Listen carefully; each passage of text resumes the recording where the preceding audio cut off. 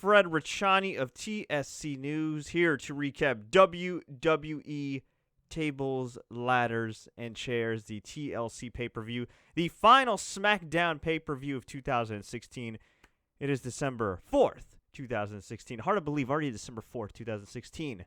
I'm here to recap the TLC pay-per-view live right here on YouTube from top to bottom. Also here to take a few questions, comments, shout-outs, and before I get to the recap, I am long overdue and giving this shout out to my main man. 10 years of badassery. Jordan Smeen, straight out of the mean streets of Killeen, Texas. He told me, Fred, if my Cowboys win again this week, I want you to give me a shout out. And I'm like, listen, kid, your Cowboys are in for a trap game against those Minnesota Vikings.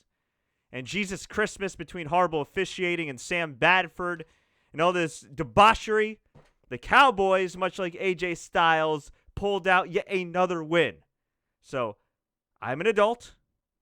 I am a man's man, much like Negan in The Walking Dead, albeit, without all the sadistic stuff. If Negan was a nice guy most of the time.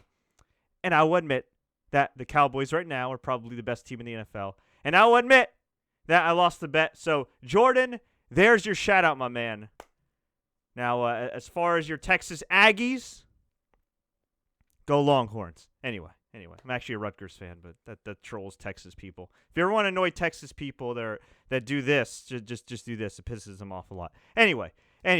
So, speaking of Texas, we had TLC, which took place in Texas, and it was AJ Styles and Dean Ambrose as the main event, and it certainly was not the lame event.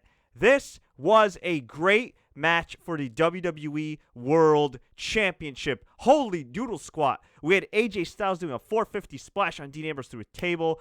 We had AJ Styles tights rip, revealing part of his derriere. And AJ Styles, much like the professional he is, kept going.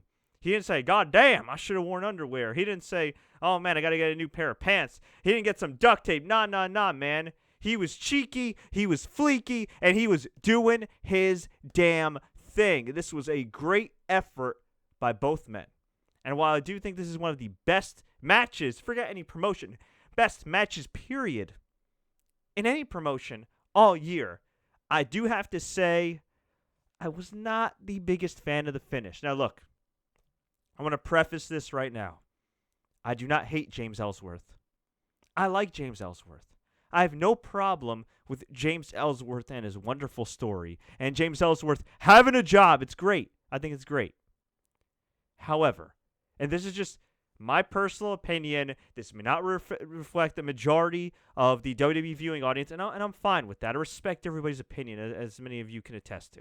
But me personally, when James Ellsworth's flabby ass made his way down to the ramp in the midst of this great match between two great competitors, I rolled my eyes.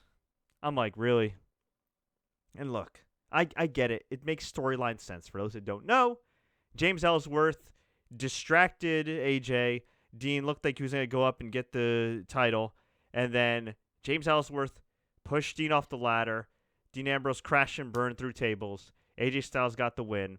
And this was kind of telegraphed a week ago because James Ellsworth did admit to Dean Ambrose, well, I've beaten AJ 3 times, and I like my chances against him, so, there's a part of me that really would like to see AJ win.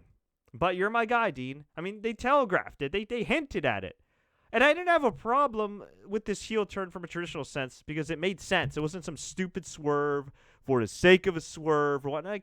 It made sense. And y'all know me. I like my pro wrestling, any TV show, to make sense. With all that being said, it's James Ellsworth. And while I do think he's popular, while I do think he may be selling merchandise, although I'm not privy to the merchandise figures of his respective sales, I got to say, for me, enough is enough. Enough is enough. I'm done with him in the main event. I personally feel like it's jumped the shark. It's entertaining. It's nice. But, I'm just not feeling it. You got Goldberg, who's awesome. You got Brock Lesnar, who's awesome. And the SmackDown side, I think, has largely been awesome. But you got this James Ellsworth stuff, and it's cute, it's cool. But I really feel like it's getting to the point now where it's just getting out of hand. I really think so. And again, I don't hate the guy. I like the guy. I've enjoyed probably 95% of the stuff he's been involved with. But I just think at some point, I don't know. I just think at some point he's got to be out of the main event scene a little bit.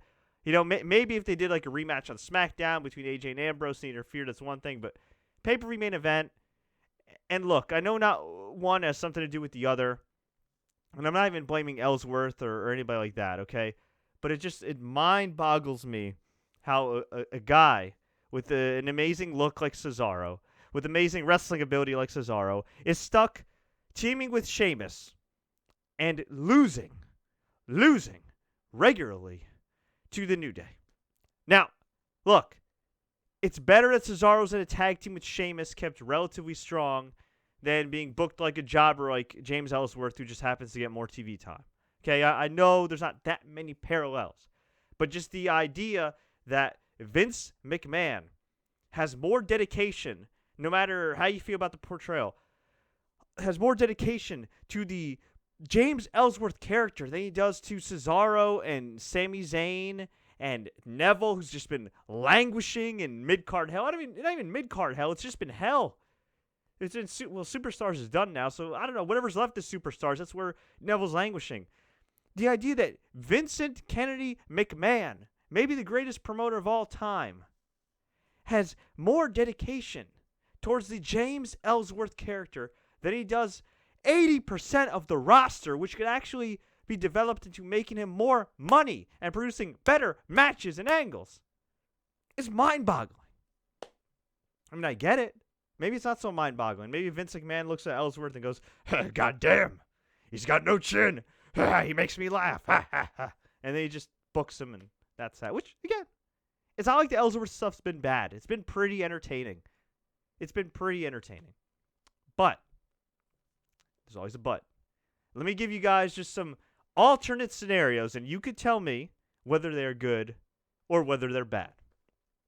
Baron Corbin. Not a big fan of his work lately. I liked some of his stuff in his later NXT run. I liked it when he was doing squash matches. I personally think he should have been pushed like Braun Strowman, just annihilating people instead of having long matches with Kalisto, although he looked pretty good in this match with Kalisto where he gave him the end of days on some chairs and got the easy win. But imagine Baron Corbin as the bodyguard of AJ Styles. That'd be cool. Imagine AJ Styles enlisting the services of the new Wyatt family. That'd be cool. Imagine maybe Sheamus and Cesaro defecting to SmackDown, being kind of like AJ Styles' muscle. That'd be cool. Imagine maybe AJ Styles enlisting American Alpha. That'd be cool. Imagine the club defecting to SmackDown and reforming. That would be badass. But instead, AJ Styles, this excellent heel champion, one of the best wrestlers in the world, he doesn't have the Diesel to his Shawn Michaels. He doesn't have the evolution to his Triple H. He does not. I'm trying to think of anybody else as far as like great alliances. He doesn't have the Four Horsemen to his Ric Flair. He has James Ellsworth. Now look. I can easily see on Tuesday night, Ellsworth straight up says, you know what? I've beaten AJ Styles multiple times. I like my chances. I hate to have done that to Dean. But you know what? I want my title shot. And then they end up writing off James Ellsworth after he loses to Styles and Ambrose takes him out. Cool. And it was a way for Ambrose to be protected while AJ Styles keeps the title. Still, in that spot, not really feeling that. Now, if you wanted to keep that finish that we just witnessed tonight, that's cool. Again, we can agree to disagree. But here's how I would have done it differently. I would have had The Undertaker come out. I would have had Undertaker stare down AJ. And then on SmackDown, I would have had him tombstone Ellsworth, put him out of his misery, at least until the Royal Rumble, where he could be a surprise entrant. And that way, or maybe interfere in an Undertaker AJ Styles match. And that way, you set up Undertaker versus Styles for the world title. Now, granted, you could do that on SmackDown, but wouldn't it make a random B pay-per-view in December feel a lot more special if The Undertaker just happened to come out and confront AJ Styles, especially because I almost forgot that TLC was even tonight. I mean, there's a lot going on. Walking Dead, for whatever reason, wanted to be 90 minutes again, so I had to watch that while watching TLC, and for those that say, well, you didn't have to watch it, well, I'm sorry. I work in an industry that involves social media, and I don't want to be spoiled.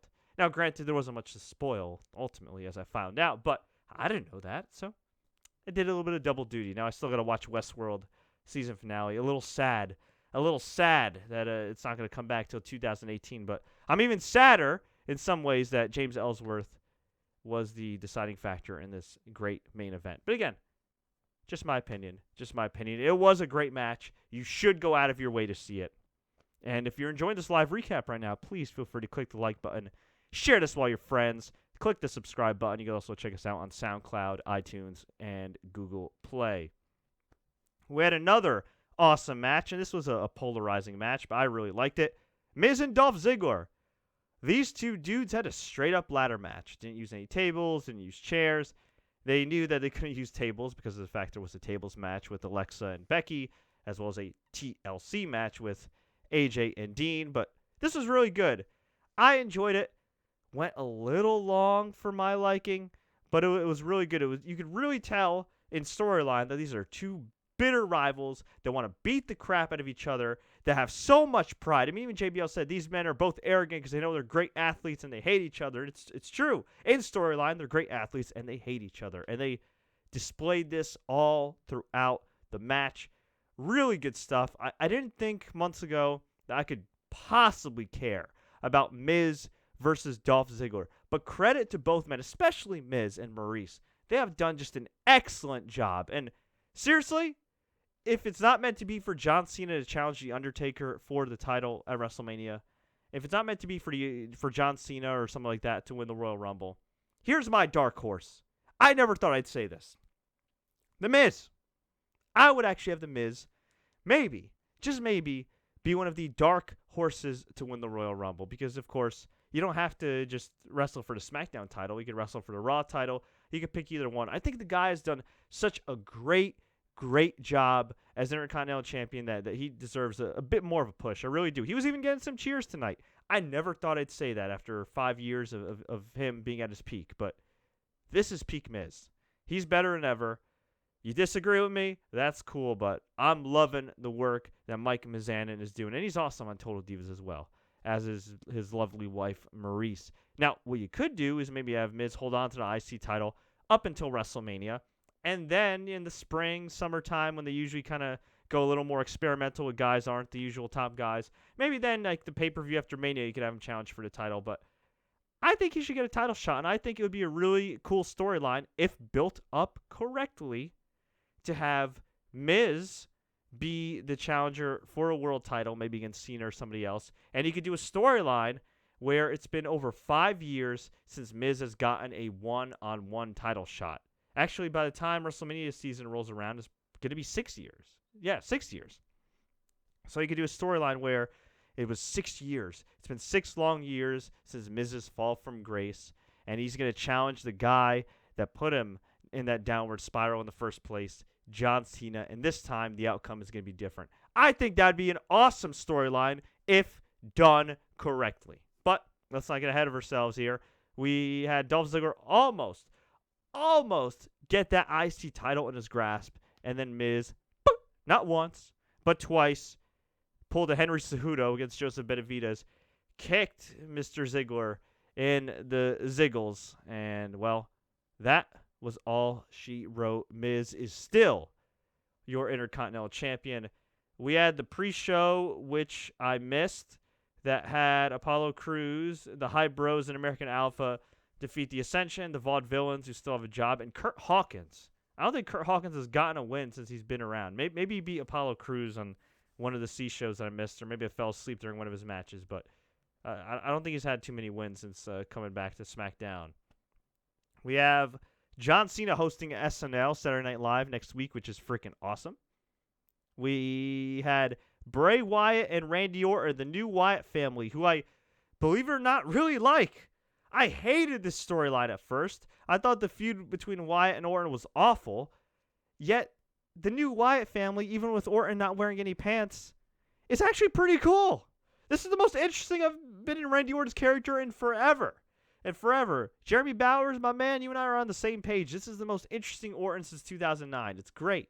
So, Bray Wyatt, Randy Orton got the win. RKO, 1, 2, 3. They are the new tag team champions, defeating Heath, Slater, and Rhyno. Took long enough to give a new team the titles. Personally, I would have taken the titles off of Slater and Rhyno months ago, given it to American Alpha, or I would have just done American Alpha winning the titles outright in the tournament, but hashtag reasons, I don't know. But I think American Alpha will be okay, ultimately. We had Nikki Bella beat Carmella in a no DQ match. Actually, I should mention real quick, too, that at the end of the match, we had Bray give one tag title to Luke Harper, because he helped them, of course. And then Randy Orton stared down Luke Harper. He originally took the tag title from him, and then he gave him the tag title, and they posed. So it looks like they're going to enact the Freebird rule, or as kids know it today, the New Day rule, where 3 members of a team are technically recognized as the World Tag Team Champions. Hey, I'm fine with that. It's hard to believe it's taken over 3 years for Bray to win a WWE Championship, and it's the tag titles of all things. But you know what? It's a step in the right direction. I really hope to protect the guy from this point forward. I thought he'd be a world champion by now. It hasn't happened for whatever reason. It may never happen, but this is definitely a step in the right direction for all these guys involved. Nikki Bella beat Carmella in a no DQ match. This was a rough and tough match. I mean, Nikki Bella was coming out with the Gina Carano hairstyle, the female MMA fighter hairstyle, with her hair braided, looking ready for war. And whew, these girls beat each other up. We had a big roundhouse kick by Nikki Bella. A few head kicks. My God, Nikki Bella was just going ham. She hit Carmella in the butt. Yes, the butt, the derriere, with a kendo stick multiple times. And then she finished her off with a fire extinguisher shower. And then the TKO for the victory. 1, 2, 3. And afterwards, Carmella grabs the mic. And she goes, "Nikki, this isn't over between us. You don't know who attacked you at Survivor Series. It wasn't me. It was your friend from Total Divas." And I'm thinking, not Natty. And she goes, "Natalya." So, the plot thickens, although Natalya has denied it, but we'll see what happens. We also had Baron Corbin beat Kalisto in a chairs match. Solid match, but I think it went way too long, and I really don't care for Baron Corbin right now. Kalisto looks really weird in the short tights, too, and that guy could be doing so much better. Baron Corbin, while I'm not a fan of him in these long matches, I'll say this. He could be booked better. Whether you like the guy or not, his character could be booked a lot better, i.e. as the muscle for AJ Styles. Although, if you look at their physiques, I mean, I think AJ Styles might have more muscle than Baron Corbin, but he's tall. We had a tables match, which I seem to like more than other people. Becky Lynch and Alexa Bliss.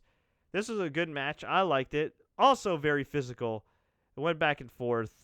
A lot of teases of getting, power bombed, suplex through the table, but eventually, it was Alexa Bliss who was able to power bomb Becky Lynch off the apron through the table to become the second ever SmackDown Women's Champion. I know my homegirl Candice Smith is ecstatic about her girl Alexa finally capturing some gold in WWE. Congratulations to Alexa Bliss. And yeah, like I said, we had the main event, AJ Styles retaining the World Championship over Dean Ambrose with the help of James Ellsworth. So overall, I got to say, for a pay-per-view that I was not too interested in, going into it, I got to say, I like it. Thumbs up. And look, we may agree or disagree on the Ellsworth involvement, but at the end of the day, it's not terrible TV, right? It's not bad to watch. I personally am fatigued by James Ellsworth, but it's not enough for me to say, you know what, I'm changing the channel. It's still entertaining. And at the end of the day, AJ Styles, one of the best wrestlers in the world, is still your world champion. You have The Miz, who's a great act. He's still your Intercontinental champion, although I have no idea where Dolph Ziggler goes from here. You have the new Wyatt family, which is surprisingly intriguing as your tag team champions. You have Alexa Bliss, who still needs some work in the ring, but is a great personality, an awesome heel, as your women's champion. I'm liking the SmackDown brand. And with WrestleMania season rolling around, with Undertaker set to wrestle, perhaps at the Royal Rumble. With the Royal Rumble approaching, I like it. Whereas Raw, between the 3 hours, between the misuse of the Cruiserweight division, even though they did have a nice little show at 205 Live, which took place right after SmackDown, and people wondered why there were a lot of empty seats. Well, maybe you should have the show not live and air before SmackDown. Between Roman Reigns challenging for the title again, and he's a good worker, he really is, but nobody wants to see that. Between Chris Jericho not in the title picture when he's arguably the most over person on that show. I mean, outside of the Charlotte Sasha stuff, I feel like it's been kind of bland. And the Chris Jericho stuff, I feel like it's been kind of bland. Just my humble opinion. So SmackDown, definitely easier to watch in 2 hours. And in my opinion, the better product right now when it comes to the brand extension. So let's get to some feedback from you guys. I would love to hear what y'all think about SmackDown and everything that's going on. Mr. Racer 1029 with a useless stat that only he would know because he has a poster of Randy Orton on his ceiling. The last time Randy Orton won 2 pay-per-view matches in a row was 2014. Thank you for that Randy Orton stat, big Randy Orton fan, a.k.a. my man Manpreet from California. I really can't make fun of him too much because he's in Cali, and right now it's pretty cold in New Jersey. Okay, Play Dirty says Apollo Crews, for some reason, looks like the evolution of Geodude the Pokemon. Today he looked like Golem. Damn, man. I hope you're referring to his physique and not his face. Damn. We know Randy is eventually going to turn on the Wyatt family. I think so, but I really don't want to see that. I like Randy Orton as the creepy Wyatt family member. Okay. Holiday197 says, I'm calling it now. Ellsworth will be alone in the ring with Lesnar or Goldberg, or maybe both in the Royal Rumble match. I could see that happening. The James Ellsworth storyline's gone way too long. It should culminate in a street fight between him and Ambrose at the Rumble. Okay. Jerry Bauer says Ellsworth equals Colin Delaney 2.0. I'd say he's better than Colin Delaney, but yeah, you're right. Okay, Terrell Scott says, I wish they wouldn't go this way. I'm assuming he means with Ellsworth, but whatever. Okay. Alan Wu says, with AJ Styles' wardrobe malfunction, he should now be known as the crack that runs the smack. I am not going to touch that one, but that is clever. Play Dirty says, James Heelsworth. Okay. Stephen Shaw, talking smack on the WWE Network was pretty good tonight for those that didn't see. Ellsworth versus AJ Styles is announced on Tuesday. Okay. Alrighty then.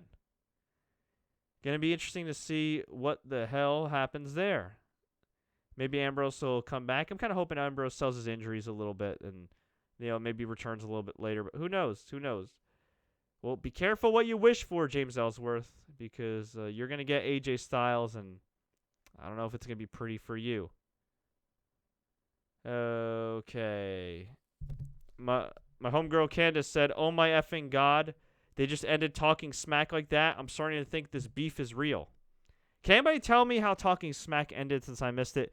Stephen Shaw, can you please elaborate on what happened in talking smack? Because I did miss that ending. That's interesting. All right, well, we'll get word on that. Did anybody catch The Walking Dead? Yeah, I did, Mr. Racer, and I got to say, it was long. It was dragged out. I thought the performances by Chandler Riggs and Jeffrey Dean Morgan were great. I thought I was largely entertained, but seriously, 90 minutes almost every freaking week this season. It's getting a little ridiculous. Now, maybe they are not having as many episodes, which it seems like they haven't had as many episodes as they normally do before the mid-season finale, but it's just dragging too much for me. And I'm a big Walking Dead fan. I'm a very patient man. But I got to say, unless they have the big guns out with the mid-season finale, I'm telling you this, I'm looking a hell of a lot more forward to the Walking Dead Season 3, which is going to be coming out via Telltale Games on Xbox One and PS4. That's for sure. It's been a little too slow for my liking. Now, Westworld, I still got to watch the finale after this recap, but I love Westworld. If you haven't watched it yet, go binge on HBO Go, HBO Now.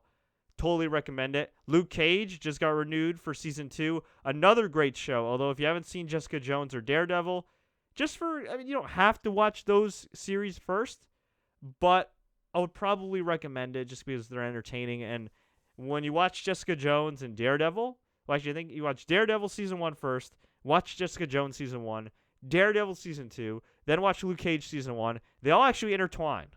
And they're going to be intertwined, obviously, for that upcoming Netflix series. I think it's called The Defenders with all the Marvel characters, so it should be cool. Okay, Steven Shaw says, Miz was responding to a Daniel Bryan comment and it just cut to a commercial for Roadblock. Didn't like that at all, personally. Well, I know one thing. A lot of people aren't happy with the fact that Daniel Bryan can't wrestle for obvious real-life reasons, and they're not happy with WWE teasing a match that they are not going to be able to deliver. So unless there is some magical medical breakthrough in regards to concussions that even the NFL has not discovered yet, it's doctors, then I highly, highly doubt that we're going to see Daniel Bryan versus The Miz, especially if you watch Total Bellas and you saw that Daniel Bryan may have had some silver lining, but unfortunately, spoiler alert, it looks like he's never going to be able to wrestle again. And frankly, he's accomplished a lot. He's made good money in recent years. Knock on wood, he'll continue to make some good money with the reality show and being involved with WWE. And look, he's having a baby girl. I mean, come on, man. You don't need to risk your health that way. Okay, JB says, if Daniel Bryan isn't going to be miraculously cleared, then I don't get the point of the Miz thing. Exactly.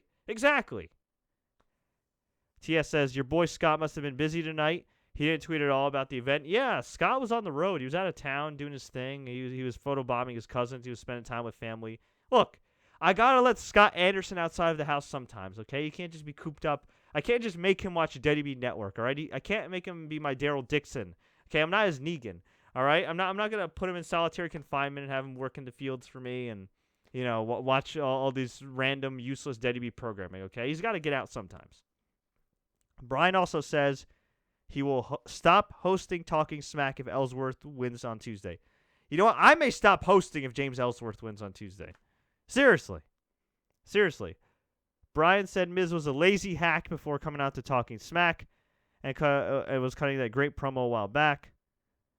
And then he said Ellsworth can replace him. Brian said James Ellsworth can replace him as a host on Tuesday if Ellsworth wins, which I don't think he meant permanently. Okay. We got that cleared. Fred, who is your early pick to win the Royal Rumble? Good question. Well, let's just make some assumptions, shall we? Let's assume that Undertaker is going to challenge AJ Styles, okay? Let's assume that. So assuming that, because, they got to fill a stadium with 60,000 people, I would say John Cena wins the Royal Rumble. Now, if you don't want to do that and you think it's too predictable, and it's John Cena again, well, then you could go in the direction of having somebody win on the Raw side of things, or somebody that would, in theory, defect to Monday Night Raw from SmackDown. And then you got a few possibilities. You could have Roman Reigns, if he doesn't beat Kevin Owens at Roadblock. End of the line. What a stupid name. Ugh. Honestly, I'm kind of hoping Roman Reigns does beat Kevin Owens so you don't get another Roman Reigns chasing the title, winning the Royal Rumble deal at WrestleMania. I'm really tired of it. Third year in a row, no thank you. Ugh, what a world we live in. I'm rooting for Roman Reigns to beat Kevin Owens. What a world we live in, right? Jesus Christmas. But let's just assume Kevin Owens retains. I guess they do Roman Reigns. I wouldn't want that. You could do Goldberg. And you could find a way for Brock to win the title, even though Brock's going to be in the Royal Rumble.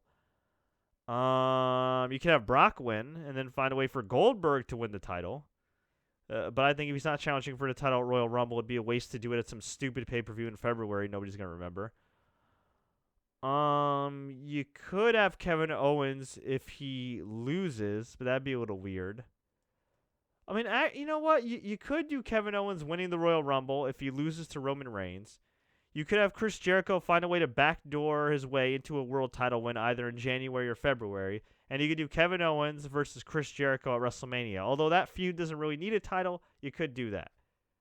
You could have Kevin Owens retain at Roadblock. You could have him go on to Royal Rumble and retain, Elimination Chamber, whatever the hell the February pay-per-view is, and retain. And I guess you could have Sami Zayn win the Rumble. Although we've seen Sami Zayn and Owens so many times, it's gotten out of hand. You could do The Miz, who I suggested as a dark horse because he's been so great. Although if he defected to Raw, I don't think that'd be a really good look for him. I don't think that'd be good. I mean, he could wrestle Seth Rollins or any of those guys, but I just don't like the dynamic. And I don't feel like you get the fair shake he's getting on SmackDown right now. I feel like SmackDown has really become his show. I guess you could do Seth. You could do maybe Seth versus Owens at Royal Rumble. Have Seth win the title. Have Triple H once again win the Royal Rumble. My God. Ugh. You could do Kevin Owens versus Triple H. Have Triple H win the title. Win the title again. And then have Seth win the Rumble. I don't know, man. I mean, as far as like appealing scenarios, I would much rather have John Cena just win the Rumble. I know it's not a new guy. I know it's quote unquote the same old, but John Cena going for a 16th world title against either The Undertaker or AJ Styles, to me, is a significantly better story than, Roman Reigns winning again, or Brock Lesnar winning, or this guy winning. Unless you're going to do Goldberg winning and him challenging for the title, which you could do. And I guess you'd have to find a way to get the title on Lesnar. Unless you're doing like the Goldberg-Lesnar thing, or unless Undertaker's entering the Royal Rumble.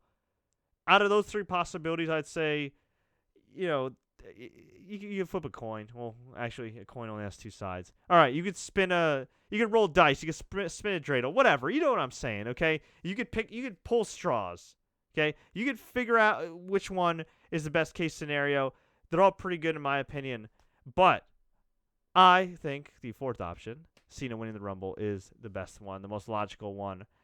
Easiest to follow, easiest to resonate with fans. Him going for history, winning that 16th world title. But we'll see. I'll say this. I just listed a bunch of scenarios for you guys, and that's awesome because it's not predictable.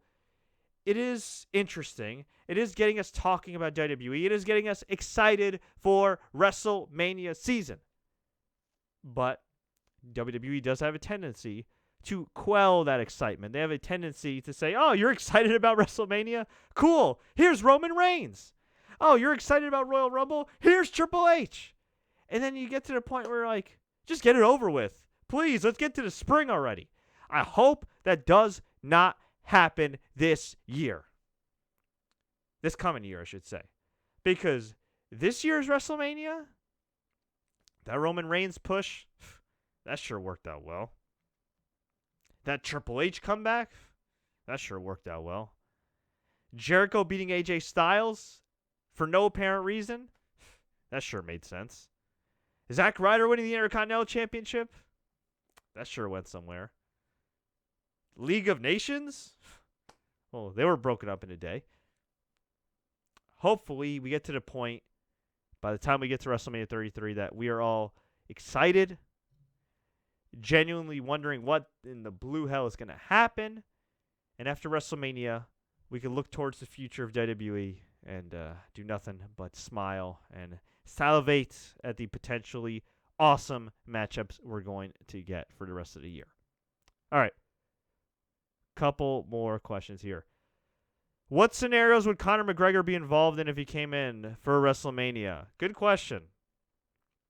I think if he really wants to troll the UFC owners, if he really wants to show who's got the power, the cojones, as the dual champion, even though he claims that while UFC says that they took away the featherweight title from him, that he still has it at his house. Here's what I think is going to happen, or could happen. And what I would make happen if I were WWE, I would move the Earth away from its axis. I would realign the stars. I would do everything. I would secede California from the Union. I'd do all this just to make this scenario happen. Floyd Mayweather, Conor McGregor, not touching, but in the same ring having a confrontation in WWE. You don't do a match because I doubt either would agree to a match in WWE. You don't have them touch because they probably wouldn't want to fight each other anyway in WWE, although you could get some pushing and shoving. But you literally filmed the angle for McGregor versus Mayweather, who's been a longtime friend of WWE, in a WWE ring at WrestleMania. McGregor applied for his boxing license. He got it in California. He could get it in other states. Maybe, just maybe, there's something in his contract that does not prohibit him technically from doing boxing. Although I find that hard to believe. But maybe there is a loophole. Maybe with all these fighter unions forming, trying to go at the UFC's neck, and frankly, rightfully so, because the fighters are woefully underpaid, and you can make the argument even Conor McGregor might be underpaid. Maybe, just maybe, Conor McGregor has a way to fight Floyd. Now look, he'd get his ass handed to him, in my humble opinion, unless Floyd has drastically slowed down. And if it was MMA, as long as Conor McGregor gets the takedown or gets him with a kick and keeps his distance, I think he could beat Floyd easily in MMA. But you're telling me that Conor McGregor doesn't want to have the potential to make somewhere near $100 million? Now, maybe he won't get quite there, but could he make double what he made this year in the UFC? Maybe triple? Yeah.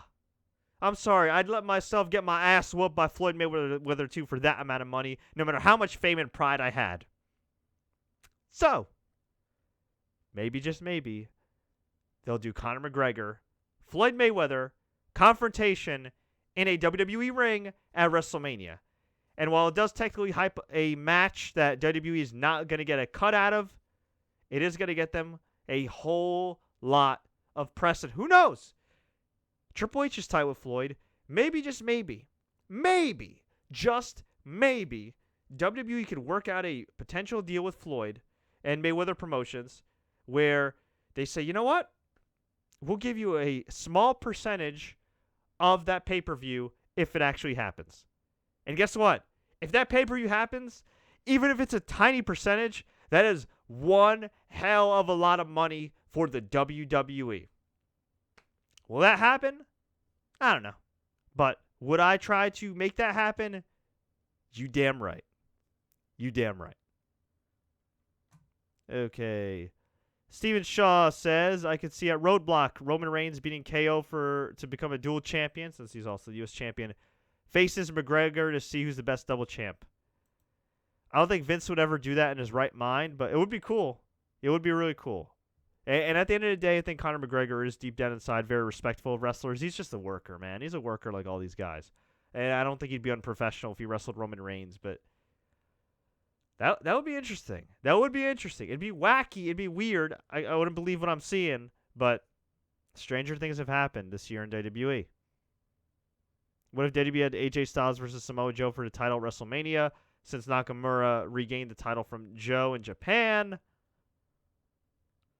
I guess he could do that, but I really feel like Samoa Joe, while he's great, has slowed down a lot. You know, he's getting close to 40, although AJ Styles is... Actually, I think AJ Styles is already 40. How old is AJ Styles? He's pretty old too, but I don't know. I look at AJ Styles, he looks better than ever, and Samoa Joe, well, he could still find that magic every now and then. I don't think it's the same thing, and I don't think they invest that kind of time in him. I wish they would. I really like Samoa Joe, but I don't think that's going to happen. Okay, how old is my man AJ Styles? He's 39, so he's almost 40. He's turning 40 on June 2nd. Okay. Finn Balor winning the Royal Rumble. I'd like to see that. That'd be awesome, but unless he has John Cena mutant healing powers, I really think that he should probably sit this one out, come back at WrestleMania. That would be cool. You know, do an epic WrestleMania appearance. But, yeah, I don't know. I think it'd be a little too soon. Now, if he was able to do very little in the Rumble match and you kept him off TV, or at the very least you had him appear week to week without wrestling up until maybe, like, say, February, March, you know, that'd be all right, too. You could technically do that. But knowing WWE, they might be inclined to say, hey, you wrestled at the Royal Rumble? How about you do this house show? And this house show? And this show? And this match? And before you know it, that wear and tear that he had on his shoulder will be back. And naturally, it may be back anyway just because he is a wrestler. And eventually, he's going to have to start taking bumps again. But I would err on the side of caution with him. He's in his mid-30s. I would err on the side of caution. Okay, we'll take a couple more, and then I'm going to head out. Okay. Do you think that the Wyatt family will win all the major titles before the year is over? Ooh. That's a really good question. Maybe separately, not when they're together, because I don't see them lasting long enough to where like maybe like they break up and like say Randy Orton wins the title, right? I don't see him winning the title with the Wyatt family. I mean, maybe he'll just randomly. I could see him like maybe winning the title like later, like in 2017, just to give it to him because they can't help themselves and they love Orton. I mean, I like Orton too, but he's gotten the title at some random times in his career. Or you know what? Actually, I guess it would make sense, right? To have Orton win the title. Actually, you know what? I think it would make more sense if Bray wins the title. And actually, that's a scenario I didn't even think about. Why not have Bray win the world title? And then have Orton challenge him for the title at WrestleMania. That would work. Or you don't necessarily have to do it leading up to WrestleMania, but you could do it after WrestleMania if you want to keep the new Wyatt family together. That would actually be a pretty good scenario. So, technically, yeah. Although I don't see Randy Orton winning the IC title. Or maybe Luke Harper. He's a former IC champion. He could. You know what? It is possible. I think it is possible. And as far as any other matchups regarding the Wyatt family, I know somebody mentioned online. I forgot who it was. I think it was Scott Anderson who texted me this. What about the Wyatt family, the new Wyatt family versus Undertaker and Kane? I'd like that, although I'd like to see them take out Kane, keep him off TV for a few months. He's beating Luke Harper like a drum. Keep him away for a while. I could see that. That'd be cool. But Undertaker and Kane winning the tag titles? I mean, I guess you know what? They could win them. And if Undertaker chooses to retire after that, you can always vacate him and do a tournament, and it keeps things interesting on the SmackDown brand in the spring.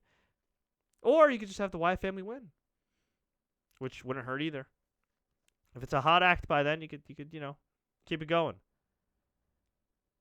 All right, let's see. Take a couple more here.